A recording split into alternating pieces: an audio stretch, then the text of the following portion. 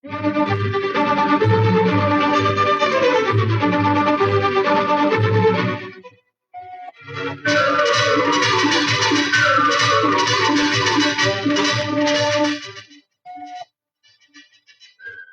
family is the basic unit of our society, the group that works together, plays together, suffers and triumphs together. In good times and bad, we can always count on family unity. But there is a problem facing this family. It is an unprecedented problem, never faced by American families before. It is a problem which calls for application of family unity, discipline, preparation, and possibly sacrifice. It is the threat of nuclear warfare. The awesome proportions of modern warfare stagger the imagination. Weapons with millions of tons of explosive power can be delivered on our homes by supersonic planes and soon by intercontinental missiles. Faced with this massive threat, our nation is reacting as it has always reacted to danger, by diligently preparing new defenses. One of the principal means of protecting us is by civil defense and defense mobilization. This is a major responsibility of your federal, state, and local governments, which have detailed plans to meet every phase of a national emergency. The threat to our security is so broad, however, that official preparations of our governments are not enough. The responsibility for survival must be shared by every citizen and every family. This is because civil defense planning from the federal level to the family depends for its success on similar planning at every other level. The problem is one of national survival, and the only answer is a strong network of civil defense preparations across the entire nation. An attack upon our nation may destroy many targets and cause much damage. But if all of us have cooperated in building this network of civil defense, we can be assured that our nation will survive. We hear much talk about secret weapons. Civil defense officials have a secret weapon of their own. It is capable of mobilizing over 40 million American families into an effective civil defense. Whether she is the breadwinner or the manager of a household or both, the American woman is the key to family action. The entire family looks to her for leadership in the home. We women are the last to underrate manpower, but the country is only beginning to discover the potential it has in woman power. 51% of our nation's adults are women, and 1/3 of our workforce. Women are far more active in civic and political affairs today than ever before.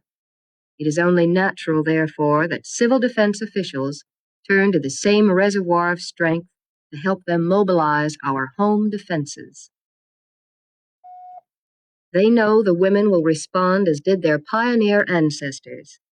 While the threat confronting us today is more complex, our course of action is still the same. We must once again make our homes into fortresses against attack. The National Civil Defense and Defense Mobilization Plan contains a comprehensive section on individual action. Civil defense officials are counting on you as good homemakers to see that your home is prepared. Much of your preparation must be directed at withstanding the effects of radioactive fallout created by nuclear explosions. Fallout is tiny radioactive particles of dust, which can make you seriously ill or even kill you. Fallout will be a grave threat in a nuclear war, but you and your family can protect yourselves effectively if you do a few simple things. The most important is to build an adequate fallout shelter. You should have on hand at all times enough food, water, and other essentials to maintain your family for 2 weeks without any outside assistance. Venturing out of your shelter in a high fallout concentration could be fatal. While your greatest need will be food and water, you will also need cooking and heating equipment, extra clothing and bedding, first aid and sanitary supplies. This is very important. A battery-powered transistor radio for dependable contact with the outside world. Your morale and your safety may depend upon authoritative information from government officials. All of these items stored in your shelter will enable your family to survive in comparative comfort a 2-week period of isolation caused by enemy attack or even natural disaster. You should also have a plan for moving as many of these things as possible to your car. If you must evacuate the area, you will want to take food and water, clothing, and first aid supplies with you. The ability of every family to care for itself for 2 weeks will be the key to our national survival in an attack. At the end of that time, local governments are expected to be operating on an emergency basis. Within 4 weeks, the federal government will be able to provide help from its vast stockpiles, but it is expecting you and your family to get through the first 2 weeks on your own. Another important thing you must do is learn the warning signals. Our nation has a warning system which guards every approach to this continent. It can alert us to attack in a matter of minutes. Your first warning probably will come by radio, television, or local warning device. You must be prepared to know what the warning signals mean and what you should do when you hear them. The alert signal is a steady blast of 3 to 5 minutes, like this.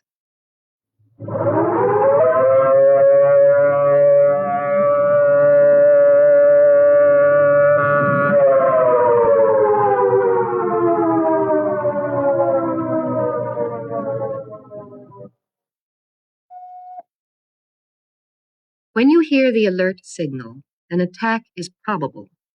You should take action as directed by your local government. Tune your radio to a Conelrad frequency and proceed according to your community's emergency action plan. Do not, under any circumstances, use the telephone. The second signal is the take cover signal, a 3-minute warbling tone or series of short blasts like this.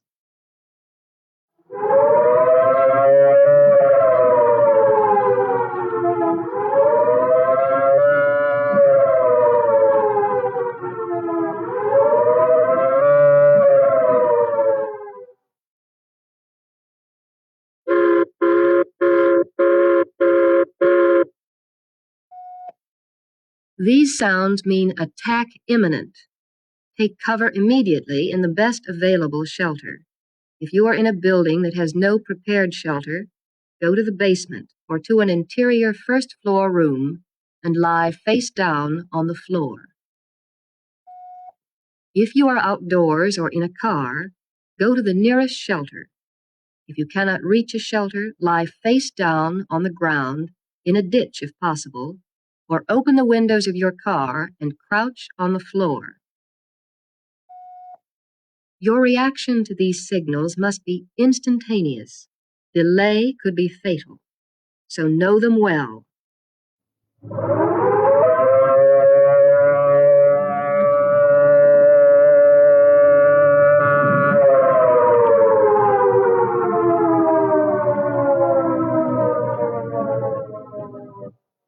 Alert, take action as directed, and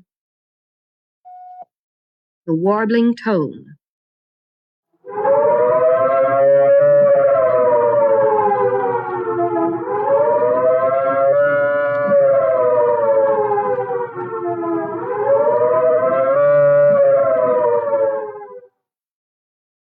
or series of short blasts, which mean take cover. Seek the best available shelter immediately. The next thing you must understand is Conelrad. It is the nation's emergency system of broadcasting, the means by which you most likely will receive information and instructions in a national emergency. Your Conelrad stations are at 640 and 1240 on your standard AM radio dial. Newer radios have them clearly marked. Keep tuned to one or the other, 640 or 1240, in the event of attack. Messages will be intermittent, so do not change your dial. If there is sufficient warning, Conelrad will broadcast pre-attack instructions on where to go and what to do. After an attack, it will broadcast evacuation instructions and other important information. It will give you information on fallout, where and when it is expected, and when it is safe to move around. It will broadcast survival news and messages from the President and other leaders. Because Conelrad is designed to keep enemy planes from locating their targets by radio beams, it is not as strong as day-to-day broadcasting. You will not receive Conelrad broadcasts as clearly as you do your daily programs. It is constantly being improved by skilled technicians, but at present reception varies from good in cities to very limited in rural areas. Conelrad tests are held periodically so you can see whether your radios pick them up. If they will not, you and your family should follow instructions you have already received from your civil defense officials. It takes a short time for stations to switch from normal broadcasting to Conelrad, so don't be alarmed if you think you should be hearing Conelrad and you aren't. The stations are changing over, and the broadcasts will start in a few moments. Above all, remember the Conelrad frequency, 640 or 1240 on your standard AM radio dial for official information and instructions. Another thing you must know is your community's emergency action plan. Your officials either have one or are working on one. You should know what role you and your family play. Your community's plan may call for evacuation. This decision must be made by your local officials after carefully weighing all of the factors. If there is an evacuation plan, be thoroughly familiar with it so that your family will know what to do. Your family automobile is your most effective means of movement. Be sure it is equipped with the necessary survival items and in good working order at all times. Keep the fuel tank at least half full and the battery charged. The car radio will give you access to Conelrad broadcasts, and with vents and windows closed, the car offers some protection against fallout while you are driving to a shelter area. This little wallet-sized card is a good reminder of the things which you must do and learn. In a few simple words, it tells how each of us can be prepared for a civil defense emergency. Carry it with you. There is no better time to start being prepared than now. Ask your civil defense officials for a supply of these cards and see that each member of your family carries one with him. It will be a guide and a reminder to do these things. Learn your warning signals.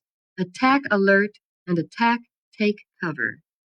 You must be able to recognize them and know what to do when you hear them. They call for immediate and instinctive action.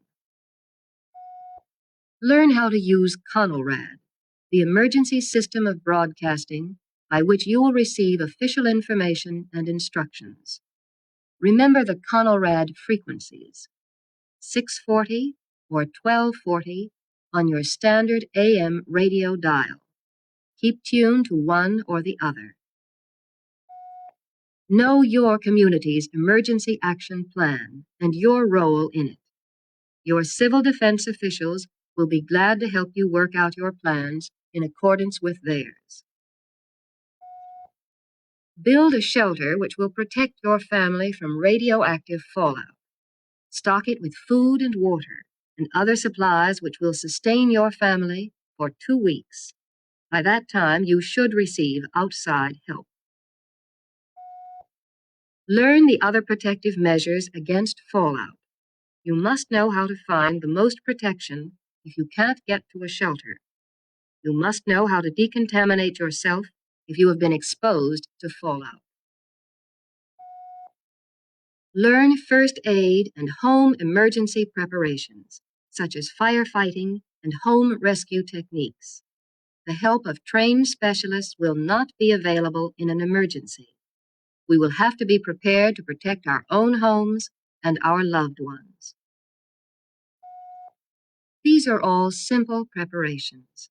Many are just good housekeeping techniques applied under emergency conditions. With a little study and a little practice, every member of the family will use them instinctively in an emergency.